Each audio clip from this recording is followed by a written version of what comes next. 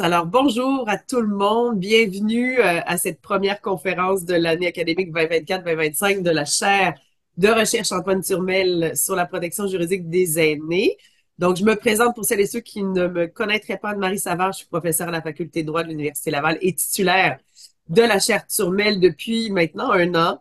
J'ai ce plaisir et ce bonheur. Et aujourd'hui, on a aussi le plaisir d'accueillir le professeur Bruno Pi, avec qui j'ai la chance de collaborer depuis maintenant de nombreuses années. Ce qui va peut-être expliquer le tutoiement et cette familiarité, mais c'est vraiment un plaisir, Bruno, que tu sois là. Donc, je me permets peut-être de dire quelques mots pour te présenter avant de te laisser la parole. Alors, le professeur Bruno Pi enseigne à la faculté de droit de Nancy, qui est rattachée à l'Université de Lorraine. Il est membre de l'Institut François Génie, directeur du Master 2 droit de la santé, co-directeur du Master 2 droit pénal, directeur du DU droit de la santé et directeur du DU droits et responsabilités des professions paramédicales. Bruno Pi est également conseiller juridique du Conseil départemental de l'Ordre des médecins, membre de la Commission d'indemnisation des accidents médicaux, président de la Commission régionale des activités libérales, Ars Grand Est, et membre du Conseil scientifique de l'Association France Victimes. Il est bien sûr l'auteur de nombreuses publications, en particulier en matière de droit médical. Donc, je vous passe cette liste infinie. Et également, donc, aujourd'hui, le professeur Pi est présent avec nous pour nous présenter une conférence qui s'intitule Grand âge et consentement, qu'en dit le droit français? J'ai trouvé que c'était assez populaire. Je vois que les gens continuent d'arriver, donc c'est merveilleux. Donc, une conférence qui va durer, hein, on s'est entendu, autour de 45-60 minutes, mais l'idée étant, bien sûr, de laisser les personnes poser des questions, échanger avec toi, Bruno. Donc, je vous invite toutes et tous, ben, déjà, si vous le voulez bien, pour celles et ceux qui sont à l'aise d'ouvrir les caméras, c'est toujours plus agréable pour le conférencier et la conférencière, mais aucune obligation de ce côté-là. Je sais qu'il y en a qui sont peut-être en train de manger ou quoi que ce soit. Aussi de fermer vos microphones parce que souvent ça fait de l'interférence, c'est important. Et si vous voulez poser vos questions dans le chat, c'est possible, ou alors à la toute fin, en levant la main, on pourra prendre les tours de parole. Je suis accompagnée, bien sûr, toujours de ma fidèle coordonnatrice de chaire, Anouk Payet, doctorante à la faculté de droit. Donc, Bruno, sur ces mots, je te laisserai la parole. Et voilà, merci d'être là. Eh bien, merci à vous tous, l'équipe universitaire. Merci à ceux qui ont manifesté leur intérêt pour cette conférence. Des remerciements, c'est classique pour commencer une conférence, mais je voudrais ici les renforcer, les souligner, ces remerciements, par le fait que les coopérations universitaires, et en particulier internationales, je dirais qu'il y a beaucoup de collègues qui en parlent. Puis il y a ceux qui en font l'équipe de Laval et l'équipe de la faculté de droit de Nancy sont plutôt des grands faiseurs et pas seulement des grands parleurs. Merci à Anne-Marie pour cette collaboration. Remerciement et un petit reproche. Le petit reproche, c'est que la visio, c'est bien, mais évidemment, j'aurais préféré être avec vous en présentiel. Maintenant, ceci Ça étant, viendra, et ça viendra. au-delà du message, c'est clair que la visio, c'est un moyen néanmoins, avec un moindre coût, moindre déplacement, de pouvoir échanger sur des thèmes. Alors le Ce n'est sujet, oui. J'allais dire, ce n'est que partie remise pour Oui, oui, bien sûr. la Je ne faculté. doute pas, je ne doute pas qu'il y aura d'autres occasions. Bien sûr. Euh, et puis, après des remerciements et puis un micro-reproche, une précaution oratoire, c'est que, et le titre a bien été rappelé par Anne-Marie Savard, c'est le point de vue du droit français que je vais essayer d'exposer, avec donc le fait que je ne saurais parler d'autre chose que de mon domaine de compétences, du droit français. Et petite précaution oratoire parce que je sais d'emblée que sur certains points, il se peut qu'il y ait des différends, des décalages. Et donc, j'annonce qu'il y aura peut-être des choses qui pourraient heurter, étonner ou picoter un petit peu les oreilles des collègues et amis canadiens. Donc, grand âge et consentement, par définition, là, vous retrouverez les réflexes de tous les juristes, j'imagine, en introduction. D'abord, on pourrait partir de l'actualité en France, évidemment. Et l'actualité en France, c'est sur le grand âge, les ondes de choc depuis 2 ans du grand scandale des EHPAD. J'expliquerai ce que c'est que les EHPAD, on va dire des maisons de retraite, qui a été initié par un ouvrage, Les Fossoyeurs, écrit par Victor Castanet, qui a fait l'effet d'une bombe et qui continue à produire, c'est pour ça que je parle d'ondes de choc, des effets 2 ans après, parce que la France a ouvert les yeux, on lui a ouvert les yeux sur le fait qu'il y avait dans les établissements où on accueille les personnes âgées, on va revenir sur cette définition, mais il y avait de la maltraitance et de la maltraitance parfois extrêmement grave. Et donc, depuis, eh bien, il y a véritablement des débats, des remises en cause, des faillites économiques. Enfin, c'est vraiment le remue-ménage très important parce que peut-être que la France n'avait pas voulu voir ce qui se passait derrière les murs, ou pas été très regardante, et là, c'est arrivé au grand jour, et donc maintenant, on ne peut plus cacher que grand âge et maltraitance, et c'est une vraie question de société en France. Et puis, je vais essayer de revenir sur ce qu'on appelle grand âge en France, et vous me direz éventuellement tout à l'heure s'il y a des différences avec vous, mais le deuxième mot de l'intitulé, c'est grand âge et consentement. Et là aussi, dans l'actualité, en France, c'est une question qui déferle sur tous les plateaux, dans toutes les tribunes, et tous les politiques sont interpellés. Parce que le consentement est au cœur de plusieurs grandes affaires. La plus célèbre, j'imagine qu'elle est arrivée jusqu'à vous, c'est l'affaire en train d'être jugée à Avignon par la cour criminelle du Vaucluse sur une affaire de viol sous soumission chimique où une dame, Madame Gisèle Pénicaud, affirme et a porté plainte pour des viols pendant 10 ans. En 10 ans, par plus de 80 personnes, etc. Et donc, il y a débat. Qui avait déjà commencé un petit peu avant, mais il y a un grand débat, en particulier sur la définition du viol. Et je résume à ce stade de l'introduction, c'est faut-il mettre le mot consentement dans la définition du viol? Et il y a deux écoles. Et il y a des gens très bien, j'entendais pas plus tard que ce matin, Denis Salas, ancien magistrat très réputé, dire que pour lui, il fallait mettre le mot consentement. Et puis il y en a d'autres qui vont dans son sens. Ma collègue et amie Audrey d'Arsonville défend la même position. Et d'autres, au contraire, dont Patrick Mistretta, qu'on connaît bien les uns les autres, et moi-même, qui considérons que non, qu'il ne faut pas, et que ça serait peut-être dangereux. Évidemment, le but de cette introduction, c'est de faire un peu de teasing pour vous faire rester jusqu'au bout de la conférence. J'essaierai d'expliquer les arguments en faveur de l'introduction ou non du mot dans la loi. Donc, voilà pour l'actualité. Autre point classique d'introduction, je pense qu'il y a quelques étudiants qui nous écoutent dans une intro. On part d'un plan large, on précise les mots, et puis on vient sur les grandes idées. Et là se pose la question au sujet des mots de ce qu'est le grand âge. Je me suis interrogé en réfléchissant à cette conférence et je me suis rendu compte, alors toujours je fais le lien avec l'actualité, je ne sais pas si on le verra, mais il y a un numéro qui vient de sortir ça fasse mal, de l'AJ Pénal en France, une des revues de la grande maison d'Alloz, sur vieillissement et droit pénal. Et donc c'est intéressant parce que c'est pas notre sujet, mais c'est quand même périphérique. Il y a quand même la question du grand âge. Et donc, évidemment, si je monte ce numéro, c'est que j'y ai commis un papier dont je vous dirai le thème tout à l'heure. Mais le grand âge, c'est quoi?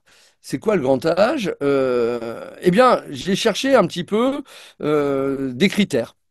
Et je suis tombé sur plusieurs critères. Il n'y a pas de définition unique, en tout cas à mes yeux, du grand âge. On peut prendre la définition de l'OMS. L'OMS dit que c'est à partir de 60 ans. C'est aussi le cas pour la SNCF en France. Je signale pour ceux qui voudraient prendre le train en France, c'est 60 ans. Par contre, la haute autorité de santé en France, c'est 65 ans. Et compte tenu de l'introduction et de la présentation qu'a fait Anne-Marie Savard, vous aurez compris qu'en fait, selon ce qui m'arrange, je prends l'une ou l'autre des définitions, parce que dans un cas, je suis dans les vieillards et dans l'autre, pas encore. Et donc, autre définition intéressante pour ceux qui, et je sais que certains parmi vous le sont amateurs de ski, eh bien, la station de ski de Val d'Isère en France a longtemps eu des demi-tarifs à partir de 65 ans. C'était depuis, je pense, depuis la Deuxième Guerre mondiale. Mais ça a bougé, ça a changé. C'est devenu d'abord 70 ans, au carrefour de 2000, et maintenant 75. Il y a trop de personnes au-delà de 65 ans qui sont encore en forme et les stations augmentent et on peut se demander si le grand âge, c'est pas l'horizon en fait, en train de reculer chaque fois qu'on avance au-delà de l'aspect anecdotique. Dernier point, j'ai échangé avec une collègue professeure de psychologie qui m'a dit, mais être vieux, je lui ai demandé, et pour les psychologues, c'est quoi être vieux? Elle m'a dit, mais être vieux, c'est en fait très relatif. Chaque individu, je vous donne son point de vue de psychologue, considère que celui qui est vieux, c'est celui qui a 15 ans de plus que celui qui se pose la question au moment où il se la pose. Et je réfléchissais, je me disais, mais c'est assez vrai, ça, ce ressenti. Quand j'avais 15 ans, je me disais, bon, 20 ans, 25 ans, ça va.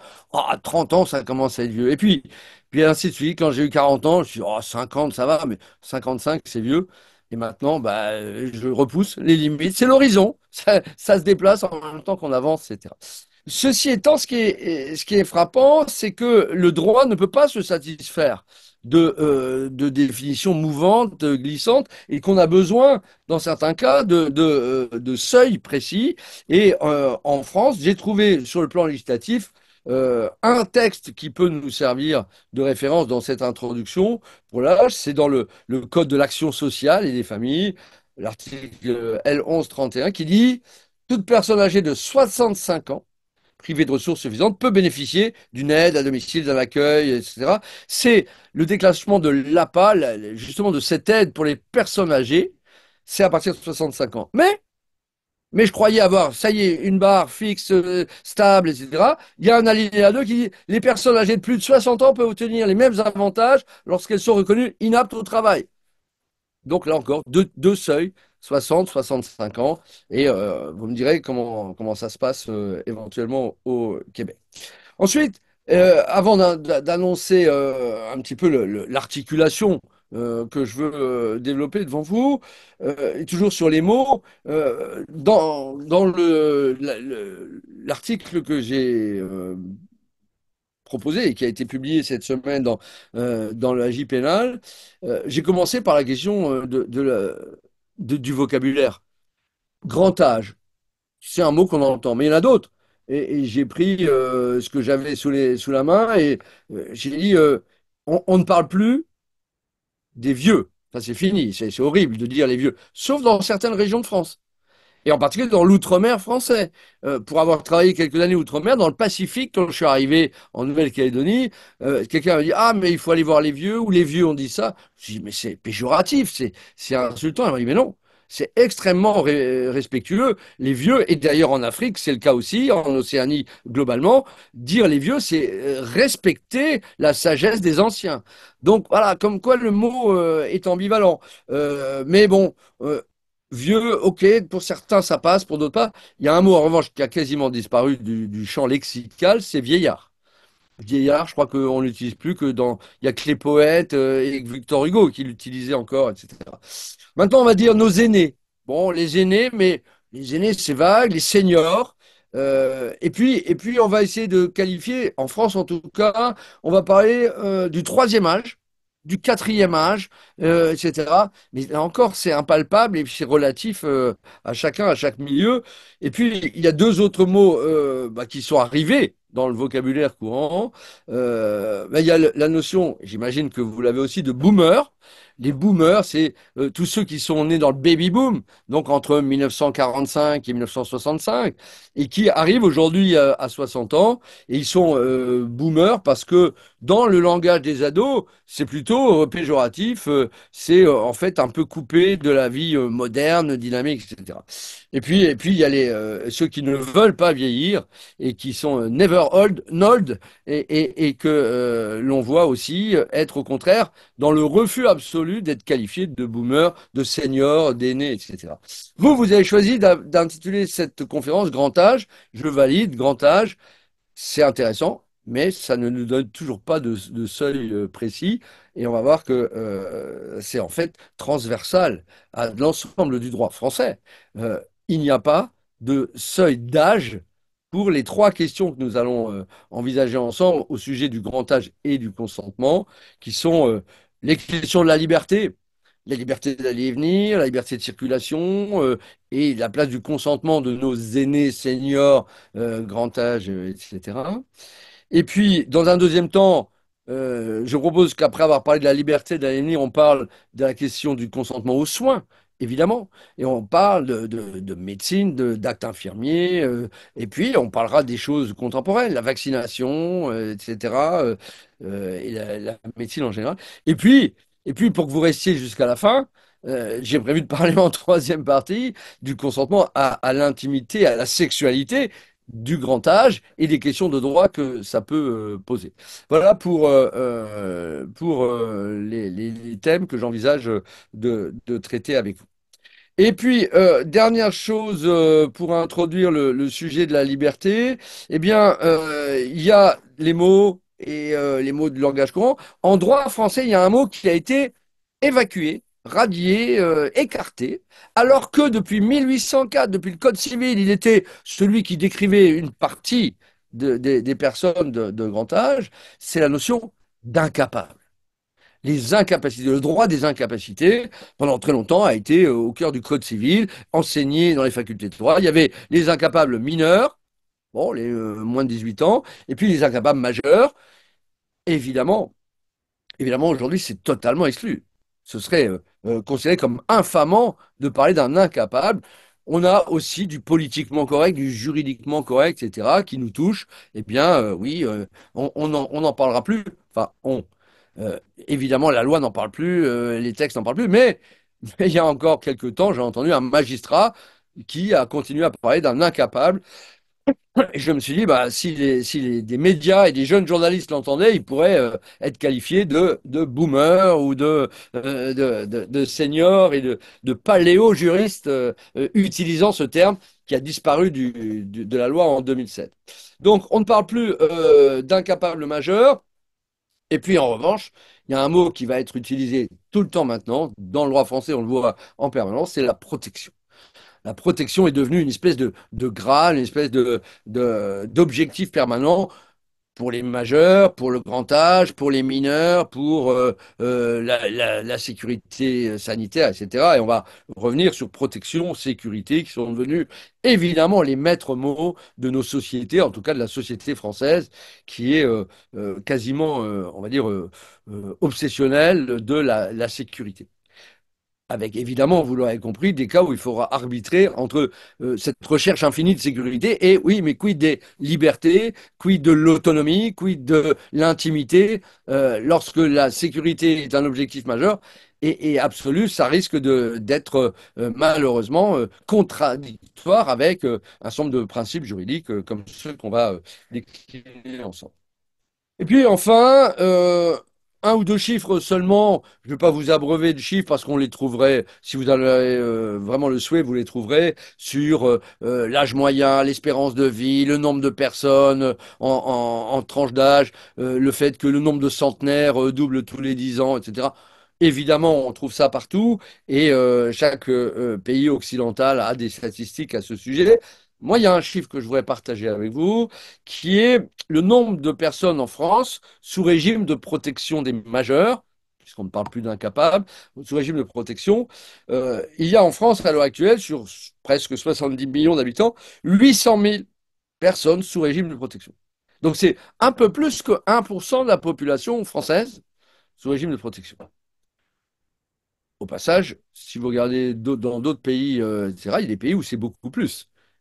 Je pense aux États-Unis, par exemple, où il y a un taux de personnes en régime de protection et en psychiatrie fermée qui est assez aberrant. Mais ce n'est pas notre sujet, c'est la France. 800 000 personnes, un peu plus maintenant, mais combien de magistrats en charge de l'ouverture, du contrôle et de la main levée de ces mesures liées à la protection des majeurs? Il y en a 800. Donc, sans avoir fait de grandes études de mathématiques, 800 000 personnes en régime de protection en France, 800 juges qui sont dédiés à ces fonctions et qui ne sont pas magistrats dédiés à plein temps à ces fonctions. Les juges à la protection des majeurs en France sont les juges du tribunal judiciaire. Ce sont plutôt des postes de début de carrière.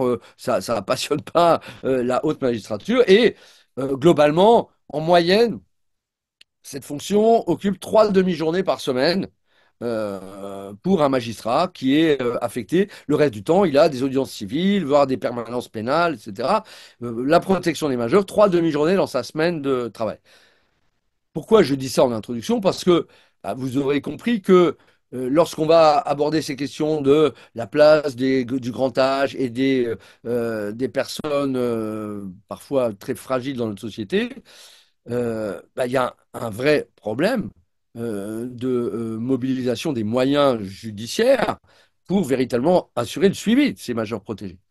On parlera aussi de ceux qui ne sont même pas protégés et des difficultés que ça pose. Mais en attendant, en France, il est certain que un juge au majeur protégé, il a en moyenne 1 000 dossiers sur ses étagères. Et donc, vous aurez compris qu'il ne peut pas, même si la loi dit maintenant que tous les 5 ans, on doit avoir revu la mesure, eh bien, même rien que pour réviser, revoir, etc., c'est clair qu'il n'en a pas le temps. Et donc, quand il n'y a pas de signe d'appel pour lui, quand il n'y a pas un red flag, pour en parler bien français, je sais que vous aimez bien quand les Français utilisent des mots anglophones, quand il n'y a pas un signe d'appel, un signal d'alarme, évidemment, les dossiers restent sur les étagères et personne ne s'en occupe. Pourquoi je dis ça? Parce que, comme Anne-Marie Savard l'a dit, j'ai une double casquette de droit de la santé et de droit pénal. Et en France, une des grandes affaires criminelles du XXe siècle, l'affaire Émile Louis, du nom de ce chauffeur de bus dans Lyon, qui a été accusé et condamné pour avoir enlevé, violé et tué un certain nombre de jeunes femmes. C'était un chauffeur de bus qui s'en prenait à des majeurs protégés. Alors, on n'est pas dans le grand âge, mais on est dans les régimes de protection des personnes fragiles. Et le problème, c'est que ça lui a laissé le champ libre pendant des années, puisque ces femmes, pour la plupart, n'avaient pas de famille, personne ne se préoccupait d'elles, et il y en a une, on s'est rendu compte seulement au bout de 10 ans qu'on n'avait pas de nouvelles. Parce que c'était un dossier sur une étagère et que personne n'avait tiré de signal d'alarme. Et donc ça doit nous interpeller. En tout cas, nous, Français, ça nous inquiète. On a des maisons de retraite dont on nous dit dans les Fossoyeurs que les âgés sont maltraités. Le système judiciaire a un filet qui est vraiment pas efficace pour repérer les cas problématiques. Et quel est le sens de l'histoire? Et ensuite, j'attaque les 3 points que j'ai annoncés. Le sens de l'histoire juridique, le sens des lois qui ont été prises en 2007, en 2015, en 2024, eh bien, est-ce qu'on va recruter des juges, former des juges pour s'occuper de ça? Ben non. Le sens de l'histoire, c'est de dire, comme on n'a pas assez de juges pour faire le boulot, eh bien, on va trouver des systèmes. Certains parleraient de privatisation. On va privatiser la protection des majeurs en confiant à des mécanismes, et je vais en parler, la personne de confiance, le mandat de protection future, l'habilitation familiale. Bref, l'État, quelque part, au constat qu'il n'arrive pas à protéger les âgés, les seniors, nos aînés, etc., eh bien, on trouve la porte, plus que cela même, et considère que, eh bien, il y a des associations, des mandats et des mandataires qui vont faire le boulot mieux que lui. Je ne suis pas sûr, pour avoir une petite note un peu acide pour entamer notre propos, eh bien, même s'il est déjà 24, l'introduction a été un peu longue, mais je me calerai sur les horaires, vous inquiétez pas. C'est vendredi soir en France, je ne dépasserai pas 23 heures, il n'y a pas de problème. Et donc, la petite note acide, on peut se demander si c'est un progrès, que ce ne soit plus l'État, les magistrats, le tribunal qui soient aux aguets sur le repérage des éventuels manquements aux règles de protection, mais des instances privées, l'entourage ou des officines. 3 petits points, mais évidemment, vous aurez compris que je suis plus que dubitatif sur ce point. Alors, la liberté, le soin, donc la santé et la sexualité, voilà les 3 points que je souhaite aborder avec vous au regard du droit français, des règles du droit français. Alors, sur la liberté, Eh bien, les Français sont champions. Ils n'hésitent pas à rappeler régulièrement la Déclaration des droits de l'homme, 26 août 1789, les hommes naissent et libres, libres et égaux en droit. La liberté, c'est notre valeur suprême dans la hiérarchie des normes. Déclaration des droits de l'homme, partie de notre Constitution, pyramide de Kelsen, c'est notre phare. Très bien. Mais c'est souvent très théorique, assez romantique. Mais concrètement, quand on parle et quand on aborde grand âge et consentement, alors, alors on est un petit peu déçu de voir qu'en pratique, les choses ne sont pas forcément très nobles, très joyeuses au sujet de nos seniors et de nos aînés. Qu'est-ce que je veux dire par là? Eh bien, la liberté, c'est deux choses qu'on peut décliner comme ça dans un propos assez synthétique. C'est la question du choix du domicile, la question et la question des déplacements et de la circulation, des allées et venir, etc. Et là, sur ces deux points, eh bien, je suis au regret de constater, et personne ne peut en être fier, que les principes sont foulés aux pieds et que on a beaucoup de personnes âgées qui vont être orientées vers des structures de vie autres que leur domicile, et en particulier des établissements de deux sortes. En France, il y a les établissements d'hébergement pour personnes âgées, qui sont les personnes âgées juste qui ne peuvent plus vivre au domicile, à ne pas confondre les EHPAD avec les EHPAD, établissements d'hébergement pour personnes âgées dépendantes, où là, il y a une dépendance et donc il y a évidemment une infrastructure, un environnement qui est beaucoup plus structuré et sécurisé. Et puis, il y a évidemment après des services hospitaliers de gériatrie quand on est dans des pathologies qui supposent une prise en charge à plein temps. Donc, il y a des établissements de vie collectifs, des maisons de retraite, si vous voulez, qui ne sont pas spécialement médicalisés, ou à minima. Euh, Ce sont des lieux de vie et des hébergés, pas des hospitalisés. Il y a des EHPAD, là encore, sont hébergés, mais avec un environnement. Et puis, il y a l'hospitalisation. Or, qu'est-ce qu'on constate? Et j'en veux pour preuve un petit ouvrage que je me suis procuré il y a une semaine. Il y a une semaine à Nancy, il y avait le Livre sur la place, qui est le plus grand salon littéraire en province en septembre. Et je suis tombé sur le stand d'un médecin qui avait ce bouquin, Vous êtes un mauvais médecin. Et donc, c'est le récit d'une vie où il raconte des anecdotes sur sa vie de médecin. Donc, il était alsacien, sympathique, on a discuté.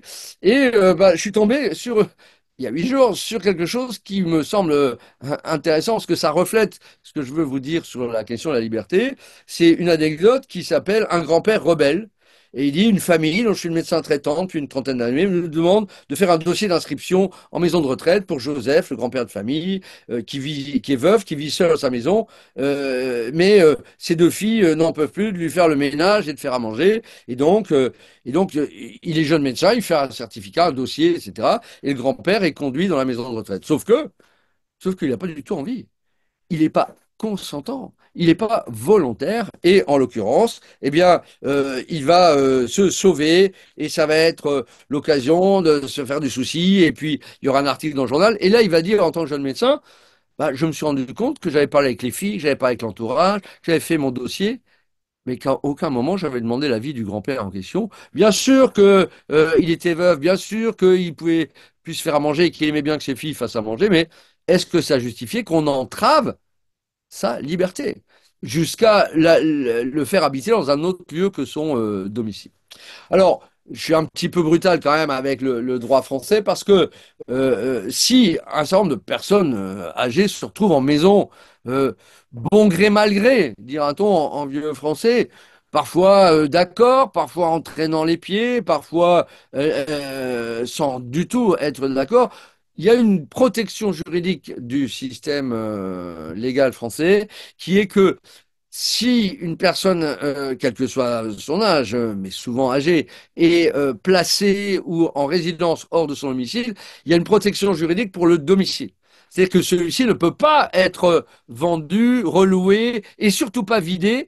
Et quand il y aura quand même des cas, quand le séjour est définitivement irréversible, etc., alors la loi et le Code civil prévoient que au moins tous les meubles meublants devront être protégés, mis au garde-meuble, pour préserver l'hypothèse que l'individu puisse un jour eh bien, retrouver ses affaires. Et pourquoi? Et évidemment, vous aurez compris, parce que je pense que c'est la même chose dans le monde entier. L'idée, c'est d'éviter qu'il y ait des cupidités et qu'il y ait des enfants qui poussent les vieux en maison pour vendre la maison, piquer les meubles, etc. Et que la cupidité qui se manifestera plus tard au moment de la succession, mais elle ne soit pas anticipée et qu'elle ne s'exprime pas déjà en chassant les personnes âgées d'une maison pour des raisons pécuniaires, pour des raisons de spéculation. Donc, il y a un certain nombre. Alors, combien y a-t-il de personnes qui se retrouvent en maison de retraite sans l'avoir voulu? Je n'ai pas de statistiques. Il y a quelques chiffres qui circulent, mais en tout cas, c'est sûr. Et les professionnels qui travaillent dans ces établissements vous le disent. Il y a des gens qui vont être très tristes très longtemps, qui vont régulièrement dire ah je voudrais bien retourner dans ma maison, etc. Et qui manifestent à l'évidence que c'était pas leur choix, donc pas leur consentement, mais eh bien, ces personnes sont contraintes, va-t-on dire, et parfois il y a une forme de culpabilisation par les enfants qui vont dire, mais attends, tu nous fais du souci en restant chez toi, on peut plus te faire à manger, ça nous prend du temps de faire le ménage, si tu vas en maison de retraite, ça nous soulage, donc bah, il y a acceptation et là consentement, mais souvent avec mauvaise grâce, et surtout, alors là c'est du médical et pas du juridique, mais il y a très souvent, et c'est observé, un syndrome de glissement. C'est-à-dire que la personne qui vit à domicile et qui est certes en perte d'autonomie, certes qui met du temps, qui a des difficultés pour s'habiller ou pour se laver, mais lorsqu'elle est institutionnalisée, c'est-à-dire mise en structure, que ce soit établissement d'hébergement, EHPAD ou hôpital, tous les spécialistes de gériatrie le disent, en 2, 3 jours maximum, il y a un glissement, c'est-à-dire que là où la personne avec des efforts et avec lenteur, réussissait à être autonome pour s'habiller, se nourrir, se laver, euh, même imparfaitement, mais y arriver. Quand elle est prise en main en institution, alors il y a un côté glissement qui est constaté, où au bout de 3 jours, elle ne sait plus s'habiller, elle ne sait plus se nourrir, elle ne sait plus se laver, elle s'abandonne, peut-être par lâcher prise qui est de la confiance, peut-être aussi parce qu'il y a un système institutionnel qui fonctionne et qui va dire bah oui mais on n'a pas le temps pour vous prendre votre douche, ça peut pas durer un quart d'heure, hein. On a 5 minutes donc on va le faire pour vous, on va vous laver pour la nourriture, ah bah vous coupez pas on va vous mouliner votre truc, ça ira plus vite. Enfin bref, il y a cette prise en charge qui est classique et qui n'est pas juridique mais qui est juste intéressante sur le côté infantilisant de ces structures, puisque, mais ça c'est valable aussi pour l'hôpital, hein. J'imagine que c'est la même chose au Québec, vous me direz, mais il y a toujours cet aspect, je prends juste un aspect anecdotique, mais chaque fois que je participe à des colloques dans l'univers hospitalier, il y a des slogans, on met le patient au cœur de la prise en charge, le résident en EHPAD est mis au cœur de notre préoccupation. C'est très bien, c'est un affichage très joli. Puis quand on rentre dans les détails, on se rend compte que c'est pas du tout le cas. Et c'est normal, l'établissement c'est une grosse machine, c'est une usine à gaz, il faut que ça tourne. Et je prends un exemple qui me frappe, moi, français, c'est la question des heures des repas du soir. En effet, en France, statistiquement, 90% des Français ont leur repas du soir entre 19h30 et 20h30. Les Espagnols, eux, c'est beaucoup plus tard. Les Allemands, c'est 1 heure plus tôt. Mais en France, c'est grosso modo 19h30, 20h30. Il y a 3 endroits où on fait manger les gens à 18h. Il y a l'hôpital, la maison de retraite et la prison. 3 endroits où, en fait, on fait manger les gens, non pas à l'heure de leurs us et coutumes, de leur habitude, non, mais en fonction des horaires du personnel, pour que le personnel ait pu terminer sa tâche à 19h30 et aller manger avec sa famille. C'est des petites choses, mais on voit que ça contribue à déstabiliser, et en particulier les personnes qui se retrouvent en résidence pour personnes âgées, parce que bah, c'est pas les 70 ou 80 ans de vie et d'habitude qu'on respecte, non, il faut se plier à un rythme qui est différent. Par ailleurs, Deuxième petite anecdote, lors d'un colloque qu'on a eu la semaine dernière sur les maltraitances, mais il a été relevé dans les doléances de certaines personnes âgées une maltraitance très très symbolique et psychologique, qui est le tutoiement. Certains ont dit, mais moi, de ma vie, personne ne m'a tutoyé. Et le jour où je suis arrivé dans l'établissement, eh bien, on m'a tutoyé et ça m'a offusqué, ça m'a blessé et surtout, ça m'a infantilisé. Parce que le tutoiement, en tout cas chez nous, c'est effectivement affectueux avec un enfant, on tutoie les enfants, etc. Mais exemple de prof, de vieux prof, jamais je n'ai tutoyé un étudiant. Justement pour mettre cette distance et marquer une forme de respect, je vous vois mes étudiants et même mes collègues, sauf ceux qui sont particulièrement sympathiques, comme les Québécois. Ça, c'était le clin d'œil pour Anne-Marie, ça va. Ceci étant, deuxième aspect sur la liberté, parce que je vois que le temps défile très vite, la liberté, c'est aussi, outre le choix du domicile, c'est la liberté de circulation. Et là, alors là, c'est encore plus frappant de voir que les règles de droit sont totalement, mais alors absolument méprisées ou ignorées dans ces établissements d'accueil des personnes d'un certain âge, d'un grand âge. Eh bien, se posent des questions de sécurité. En effet, on a des gens qui sont parfois fragiles et évidemment que je vais utiliser tout à l'heure des mots comme vulnérable, par exemple, quand on parlera du soin. Mais en attendant, ces personnes qui ont un grand âge, qui habitent dans des lieux collectifs de vie, on a peur de quoi en termes de sécurité? On a peur des chutes. On a peur des chutes, on a peur des divagations. Et le mot est assez brutal, mais c'est-à-dire des gens, des errements, de gens qui pourraient, parce que désorientés, parce que n'ayant pas la notion de l'heure, des lieux, que ces personnes puissent divaguer. Donc, chute, risque de divagation, risque de contact non voulu. Et évidemment, il faudrait dire un mot, c'est pas le sujet, mais des violences. Et les enquêtes faites depuis le bouquin Les Fossoyeurs montrent que oui, il y a des violences en EHPAD et en particulier entre résidents. Alors, pour ceux qui ont vu le film d'Étienne Châtilliez il y a 25 ans, Tati Daniel, oui, il y a des vieux qui peuvent être méchants, oui, c'est vrai, et qui peuvent agresser, voler, griffer, etc. Non. Pour toutes ces raisons, ces établissements, quels qu'ils soient, établissements d'hébergement, EHPAD pour personnes âgées dépendantes ou services hospitaliers, vont mettre en œuvre des process, des outils, des mécanismes qui restreignent la liberté d'aller et venir. avec, avec des systèmes de portes vers l'extérieur qui sont sécurisés, de parloirs, d'hygiaphones, etc. Mais je le fais court, mais dans le pire des cas, moi je connais un établissement dans ma région où carrément le soir, après le repas du soir qui a lieu à 18h, c'est-à-dire à 19h, les papis, mamies doivent regagner leur chambre et il y a une aide-soignante qui vient fermer les portes à clé. C'est-à-dire que de 19h jusqu'au lendemain à 7h, eh bien, les personnes sont enfermées à clé pour des raisons bassement économiques. C'est qu'il n'y a qu'une aide-soignante de nuit dans cet établissement de garde. Ce qui veut dire que pour éviter qu'il y ait des gens qui se promènent, qui aillent dans la chambre d'un autre ou qui soient dans le couloir ou dans le jardin de la résidence, on enferme. Évidemment, c'est en violation de toutes les règles de droit et de sécurité, parce que le jour où il y aura, je ne le souhaite pas évidemment, mais un incendie ou un problème quelconque, il y aura un drame et ce jour-là, on dira, ah ben, on ne savait pas, etc.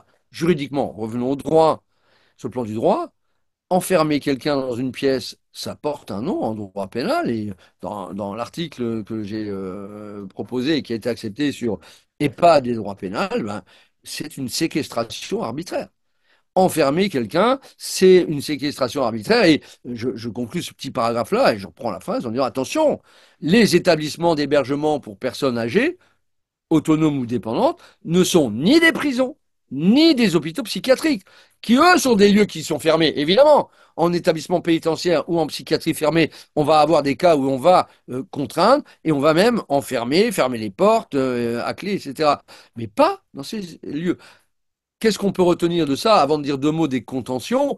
Eh bien, on peut retenir que l'obsession de la sécurité, qui est bien sûr fondée sur la bienveillance. Évidemment, c'est pas pour faire du mal aux gens, c'est pas pour porter atteinte à leur liberté fondamentale. Non, mais ça n'empêche que le résultat est là. Au nom de la sécurité, du principe de précaution mal compris, parce que ça nous amènerait à d'autres développements, eh bien, on va enfermer, on va séquestrer les personnes âgées en question. Évidemment, je ne confonds pas avec des cas très particuliers. Je pense, par exemple, à des établissements ou des services Alzheimer où là, on a des systèmes, mais on a heureusement une technologie aujourd'hui qui permet, par exemple, d'équiper les personnes de bracelets qui permettent de signaler quand il y a une divagation au-delà d'un périmètre défini, etc. La technologie peut nous aider. Et surtout, elle n'est pas cette espèce de brutalité de l'enfermement dans une pièce totalement close. Deux mots sur les contentions. Alors, je vais faire court sur les contentions. Donc, tous ces dispositifs que l'ouvrage de Victor Castanet a mis en lumière, mais qu'on connaissait, c'est-à-dire ces dispositifs qui vont restreindre carrément l'autonomie de l'individu, non plus dans le couloir ou dans le jardin, mais dans son lit ou sur un fauteuil. C'est-à-dire qu'on va attacher l'individu. C'est le niveau moderne de la camisole de force où l'individu va être, alors, à minima, avec des barrières pour ne pas qu'il tombe de son lit et qu'il en sorte, mais on a des dispositifs qui vont être jusqu'à des entraves qui vont lier les mains, les deux mains, éventuellement les pieds, etc., à son fauteuil et autres, et qui sont licites dans un seul cas au regard du droit français. C'est lorsqu'il y a une prescription médicale et un mécanisme mis en place de contrôle de la personne sous contentieux. C'est la loi, c'est la règle de droit. Maintenant, en pratique, eh bien, il s'avère que, par exemple, dans des lieux de vie de personnes de grand âge au moment des repas, parce qu'il y en a qui se lèvent, il y en a qui vont aller piquer dans l'assiette des autres, etc., on a vu des cas, il a été relaté des cas où les personnes âgées sont attachées et pour donner la béquille aux uns et aux autres et gagner du temps, il n'y a que deux personnes pour 30 résidents et donc pendant qu'il y en a deux qui mangent, les 28 autres sont attachés, au moins ils ne bougent pas, ils ne vont pas se promener, ils ne divaguent pas, etc. C'est évidemment, là encore, plus qu'une séquestration. C'est carrément une violence volontaire aux yeux du droit français qui n'est pas justifiée. Donc, tableau pas très optimiste, je vous le concède. Il y a au sujet de la liberté d'énormes progrès à faire. Et surtout, il faudra que la société admette un jour que la quête de sécurité, qui est évidemment plutôt honorable et qui n'est pas fondée sur des mauvaises raisons et des mauvais motifs, eh bien, ne doit pas justifier des traitements qui pourraient être considérés comme contraires à la dignité, à l'humanité, etc. Mais ça, je me le garde pour la conclusion. Deuxième point, le soin. Alors, le soin, grand âge, consentement et soin. Alors là, on pourrait en faire plus qu'une conférence en soi. Évidemment, l'idée, c'était de faire un survol de différentes questions aujourd'hui autour de grand âge et consentement aux yeux du droit français. Le soin, alors, il y a eu pendant longtemps, jusqu'en 2007, jusqu'à cette loi sur les majeurs protégés, eh bien, un régime qui était classique, c'est le régime de la tutelle et de la curatelle. Autrement dit, j'imagine que tout ça est à peu près connu, ou même de manière assez globale par vous, mais je vous rappelle que ce sont des régimes de protection qui sont fondées sur la dégradation des facultés cognitives de l'individu. Le Code civil prévoit que, eh bien, lorsque quelqu'un a ses, alors je prends le texte, article 425, toute personne dans l'impossibilité de pourvoir seule à ses intérêts en raison d'une altération médicalement constatée, soit de ses facultés mentales, soit de ses facultés corporelles, de nature à empêcher l'expression de sa volonté, peut bénéficier d'une mesure de protection. Donc, c'est pas forcément le grand âge, hein. Il faut qu'on soit clair là-dessus. La protection, elle peut très bien se mettre en œuvre à 18 ans. Avant, on n'a pas besoin, puisque c'est un mineur, il y a d'autres régimes de protection. Mais je pense à un cas qu'on a traité ensemble à la fac de droit sur la trisomie. Eh bien, évidemment que les trisomiques mineurs, c'est l'autorité parentale, mais pour certaines formes de trisomie, bah, dès les 18 ans, dès l'anniversaire, on prévoit un régime de protection quand il y a des facultés corporelles, cognitives, qui ne permettent pas à l'individu de pourvoir seul à ses intérêts. Donc, revenons à notre sujet. Lorsqu'une personne de grand âge voit ses facultés diminuer au point de mettre en cause sa lucidité, son discernement, sa capacité à prendre des décisions, alors il peut être mis en place un régime de protection. Je dis bien protection, et plus depuis 2007, incapacité, c'est proscrit. Régime de protection, et là, la loi, le Code civil en prévoit à titre principal, et en prévoyait depuis longtemps deux.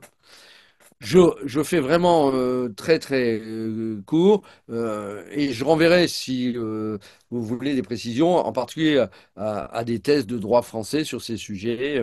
On a eu un ancien en 2013, la thèse de Jérôme Bernard, que certains connaissent, sur l'autonomie et les personnes à la fois handicapées et âgées.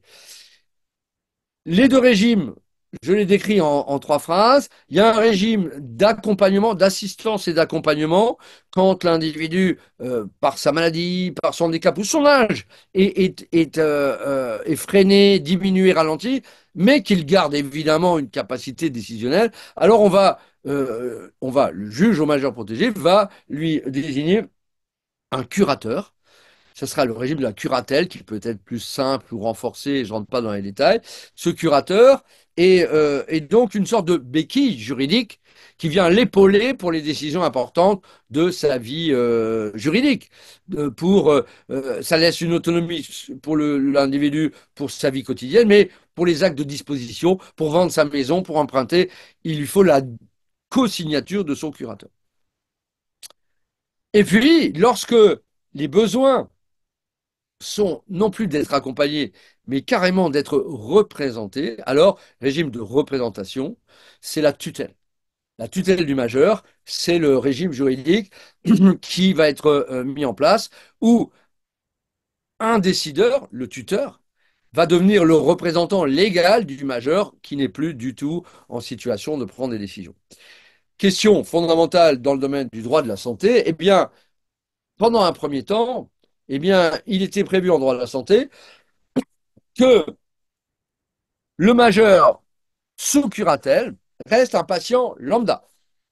Patient lambda, zéro conséquence de la curatelle en droit de la santé. La curatelle n'avait d'effet que dans le domaine de la vie des affaires, de la vie des actes juridiques. Aucun aspect implication de la curatelle en droit de la santé. C'est toujours le cas. Et puis, jusqu'en 2018, eh bien, pour le majeur sous tutelle, en revanche, le système était radical, c'était l'inverse. Pour les décisions de soins concernant un majeur sous tutelle, on devait l'associer quand c'était possible, mais c'était le tuteur qui décidait. Le tuteur représentant légal prenant toutes les décisions concernant le majeur, choix du domicile, notre première question.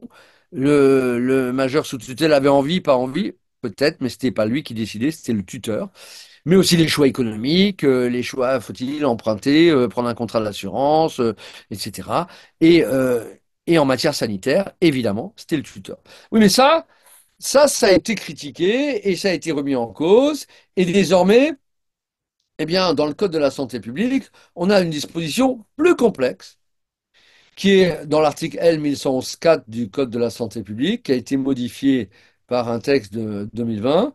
Je vous le dis, il remplace cette simplicité ancienne, où le tuteur décidait pour le majeur. Désormais, le consentement de la personne majeure faisant l'objet de mesures de protection avec représentation, donc c'est bien la tuteur, le consentement de la personne donc dans ce régime doit être obtenu si elle est apte à exprimer sa volonté, au besoin avec l'assistance du tuteur. Lorsque cette condition n'est pas remplie, il appartient à la personne chargée de la protection, donc le tuteur, de donner son autorisation en tenant compte de l'avis exprimé par la personne protégée. Autrement dit, il y a maintenant une situation plus complexe, plus ambiguë pour les majeurs sous tutelle. Soit le majeur sous tutelle a encore une forme de lucidité, a encore des desiderata qu'il peut exprimer, et c'est lui qui exprime un consentement ou pas. Ou alors il n'a plus cette lucidité, il n'a plus ces éléments d'isolement, et là, le tuteur décide à sa place. Et là, ça nous a posé problème, en 2021-2022, surtout en France, par rapport à la question de la vaccination contre le Covid. Majeur sous tutelle, à domicile ou en établissement, peu importe, quid du consentement à l'acte de vaccination? Qui décide? Avant 2020, c'était simple. C'était le tuteur pour le majeur sous tutelle et sous curatelle, c'était le patient et le curateur n'avait rien à dire. Oui, mais ça, c'était avant. Maintenant, curateur, toujours rien à dire, mais tutelle, eh ben, c'est compliqué. Il faut quelque part mesurer ponctuellement le degré, l'aptitude à s'exprimer et à exprimer une volonté claire pour le majeur sous tutelle. Et ben, concrètement, c'est pas simple. Dans les établissements qui accueillent des personnes de grand âge et dans lesquels il y a une partie seulement des personnes qui sont sous tutelle, ça n'a pas été simple. Et surtout, dites-vous bien que la simplicité n'était pas de mise, puisqu'il y a aussi l'entourage qui veut mettre son grain de sel, avoir une opinion. Quand la fille aînée dit il faut faire le vaccin pour ma mère, que le tuteur qui est le grand frère dit non, pas d'accord, je suis contre, et que la personne en question, un jour elle dit oui, un jour elle dit non, c'est chaud et c'est pas facile et ça ne simplifie pas la vie sur le plan médical, administratif, des établissements, etc. Et vous aurez compris, mais je ne fais que vous relater le droit français, que quelque part, je pensais que la solution antérieure avait le mérite au moins de la clarté, mais pour certains, elle a été considérée comme trop transgressive par rapport à l'autonomie de la personne et au respect de cette personne. Machin. Donc, ça, c'est la question du soin sur les majeurs sous régime de protection. Mais je vous l'ai dit et je l'ai déjà spoilé moi-même, là encore pour parler en bon franglais, l'État ne pouvant pas assurer lui-même l'ensemble des missions de protection, eh bien, il y a eu progressivement mise en place d'un certain nombre de mécanismes pour trouver des solutions, des mécanismes de protection hors État hors État. Et ces mécanismes, eh bien, je vais les évoquer. Ils sont connus évidemment du droit et de tous les juristes. Il y a parmi les mécanismes l'habilitation familiale, il y a le mandat de protection future et il y a la personne de confiance. Alors, je l'ai décrit, là encore, vu le temps imparti, et comme je suis trop bavard, il est déjà 18h53 à Nancy. Mandat de protection future, c'est un mandat, comme son nom l'indique, qui va permettre à un individu, quand il est lucide, quand il est en forme, de désigner quelqu'un qui devra prendre des décisions à sa place le jour où le mandataire, le mandant, pardon, ne sera plus en état de décider. Mandat de protection future. Et ça peut porter sur des questions juridiques, d'actes, de dispositions, mais aussi ça peut être un moyen de s'exprimer. Attention, ce mandat n'est pas impératif et les médecins devront le traiter comme un avis. Très important, c'est un avis et ça n'est pas un consentement, pour revenir à notre thématique du jour.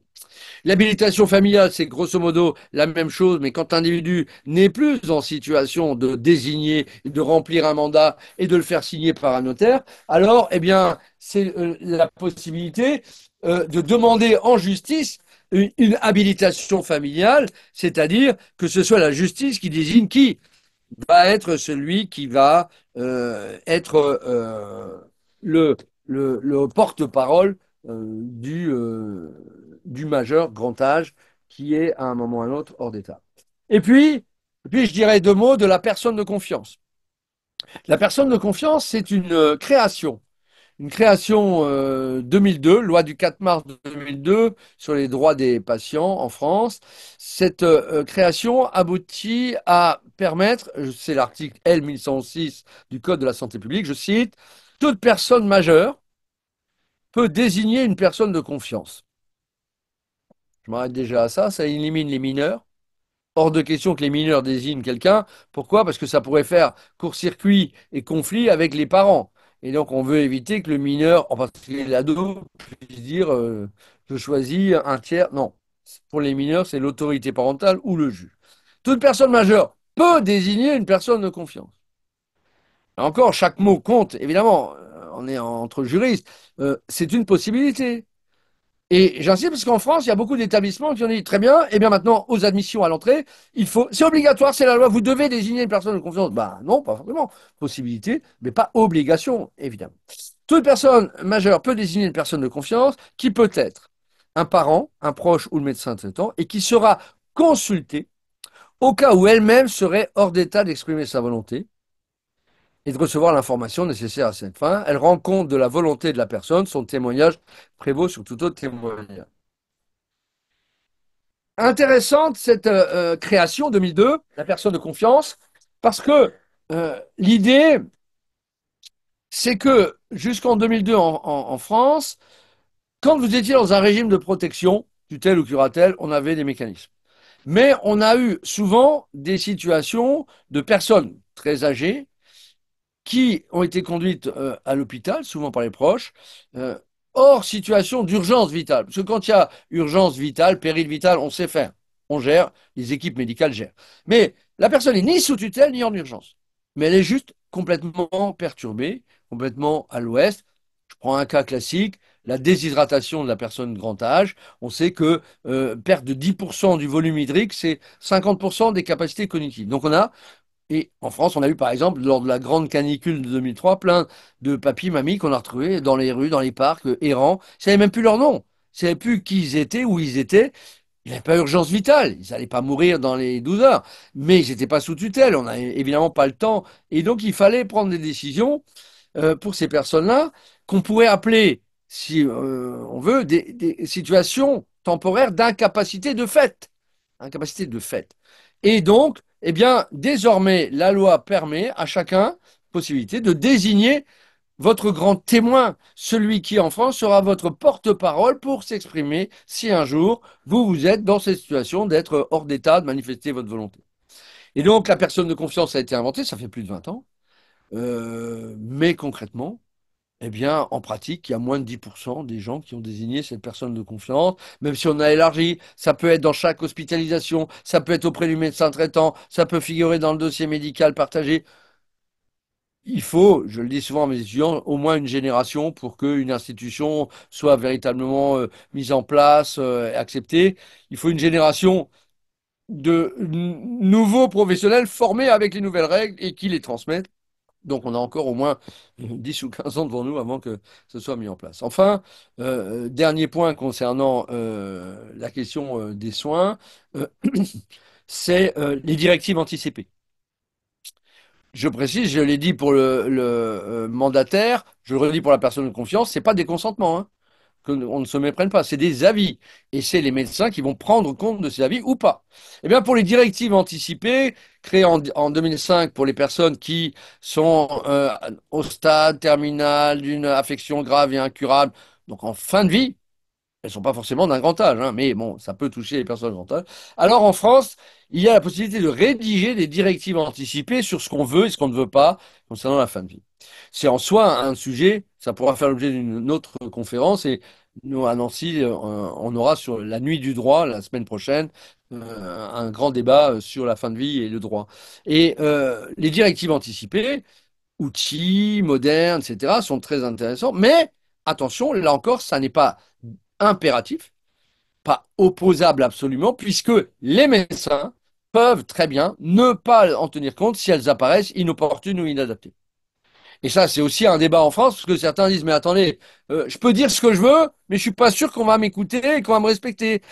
Et certains ont répondu, ben oui, mais il faut pas s'étonner, c'est une loi qui a été faite par des médecins pour des médecins. Puisque le député Jean Leonetti étant médecin, certains considèrent que c'est une loi corporatiste. Est-ce que ça bougera? On vient d'avoir un nouveau gouvernement, on va peut-être avoir un nouveau projet de loi, donc ça bougera dans les mois à venir peut-être. Et enfin, troisième point, très rapidement, sur le troisième aspect concernant consentement et grand âge, la question de la sexualité. La question de la sexualité qui mérite d'être abordée. Pourquoi? Bah, d'abord, parce que grand âge et sexualité, c'est une question qu'on n'abordait pas il y a encore 20 ans. quand j'étais moi-même étudiant en droit et qu'on abordait déjà le consentement en droit patrimonial, le consentement aussi en droit de la santé, etc., on parlait pas de consentement et de sexualité du grand âge. Maintenant, on en parle. On en parle parce que notre société, et je pense que c'est la même chose au Québec, eh bien, admettent que la libido ne s'arrête pas avec la retraite et qu'il n'y a pas il y a pas de date de péremption et que certains ont des désirs d'affectivité, d'intimité et de sexualité.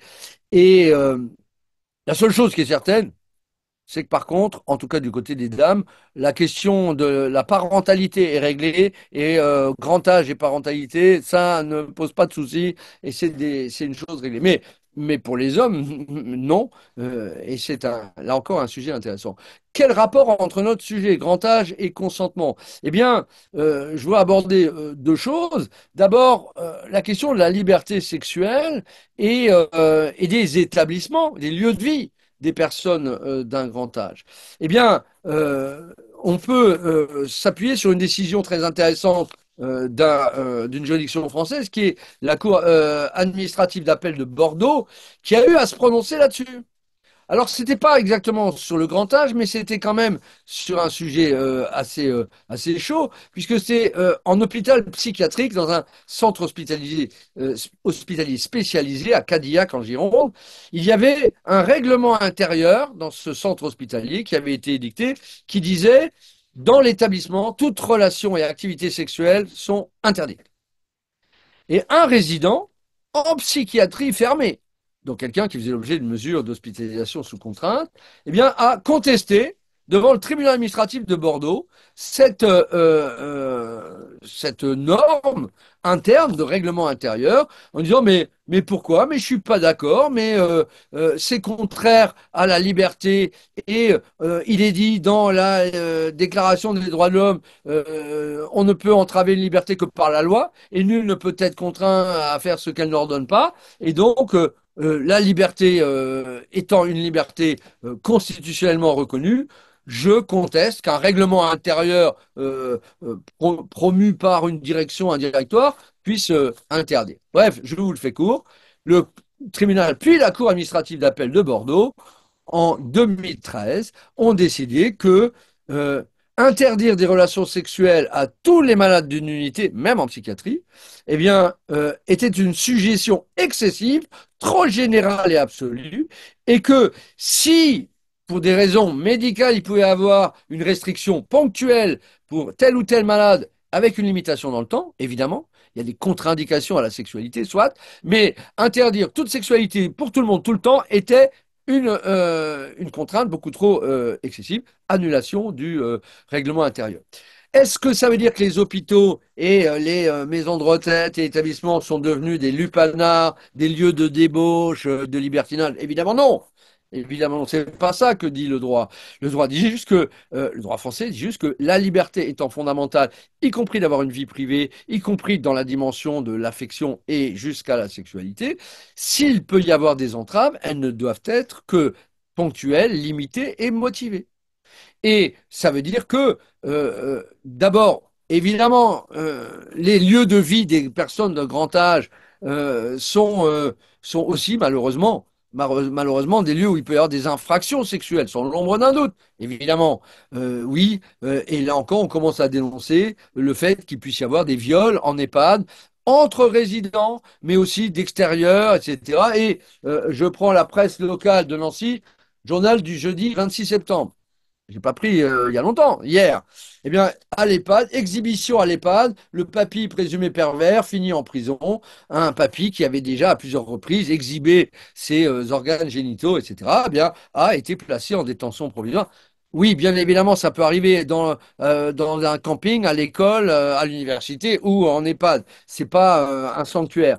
Mais si on exclut cette dimension des infractions sexuelles, consentement et sexualité, et en particulier, il y a un mot très important, je crois, enfin une notion très importante, c'est la question des couples de grand âge et de leur possibilité d'avoir une intimité. Il y a eu en France plusieurs cas qui nous ont été rapportés de couples arrivant en établissement et à qui l'établissement dit, ben voilà, c'est vous, vous avez la chambre 22, vous la chambre 52, etc. Et le couple ayant parfois demandé en disant, mais attendez, nous on a envie d'avoir une chambre commune, il n'y a pas moyen. Et la réponse souvent c'est de dire, mais on n'a pas de grand lit. Nous, on n'a que des lits uniques à une personne, donc tant pis pour vous. Chez nous, c'est comme ça, chacun sa chambre. Et là encore, certains disent, mais on pourrait pas peut-être rapprocher deux lits individuels et avoir un lieu. Il y a des établissements, et là c'est très individu dépendant, ça dépend de la direction de l'établissement, etc. Eh bien, il y a des établissements qui ont dit non. En gros, nous c'est comme ça, c'est un lit par chambre, il n'y a pas la place pour deux, et puis terminé. Et là encore, on peut se demander si, au-delà de la dimension de la sexualité, on n'est pas dans les acrobaties et le Kama Sutra, mais sur l'affection, l'intimité, la vie privée, bah, évidemment, le droit garanti par la Constitution, mais aussi par la Cour européenne des droits de l'homme, à avoir une vie affective, eh bien, est quelque chose qui doit être respecté. Et puis, on pourrait imaginer un contentieux des atteintes à la vie privée, sur la base de l'article 9 du Code civil en France. Voilà. Enfin, deux derniers points, et j'ai terminé la partie de mon exposé qui a déjà débordé.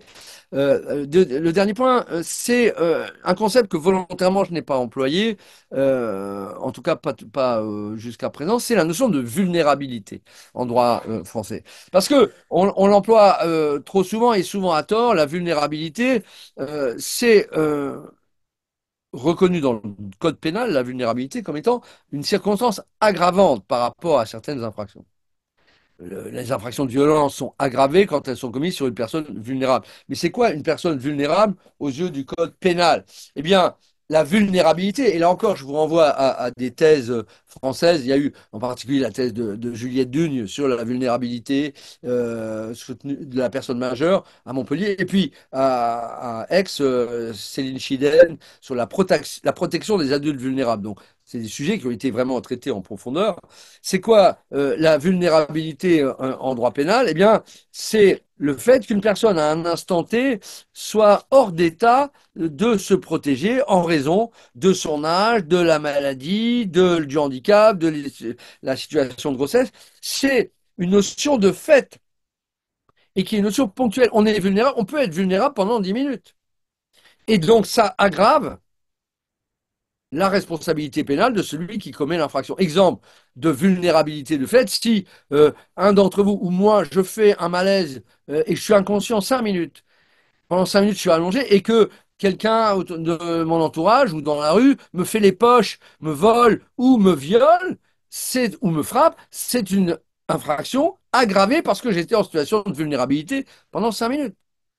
Vulnérable, aggravation. Et donc, le grand âge peut-il être une vulnérabilité? Parfois, mais pas toujours.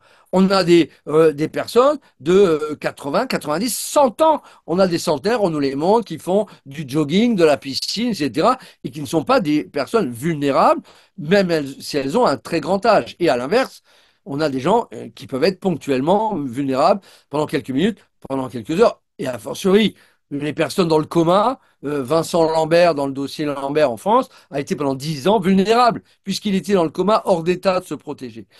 Et c'est pourquoi je voudrais, avant de conclure par une citation, ne pas mélanger euh, les régimes de protection, en particulier la tutelle, qui est un régime civil, qui a un statut, donc ensemble de droits et de devoirs sur la durée, déclenché par un juge, on est sous tutelle, et la vulnérabilité, qui est une circonstance de fait ponctuelle sur le plan pénal. On peut être dans les deux. Si on voulait le dessiner, on pourrait faire deux ensemble avec le cas Vincent Lambert dans le coma, il était sous tutelle et il était vulnérable. Oui.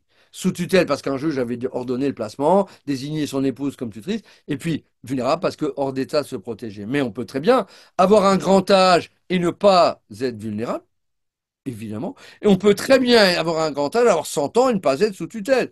Et les deux ne sont pas du tout à confondre. L'un est un statut, l'autre est une circonstance de fait, une circonstance aggravante.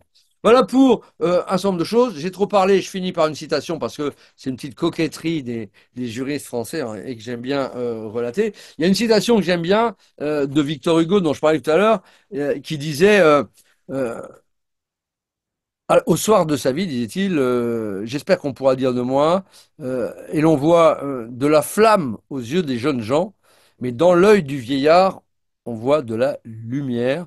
Si on a pu échanger, partager quelques lumières, alors on n'a pas perdu notre temps. Merci, chers amis, merci. Anne-Marie.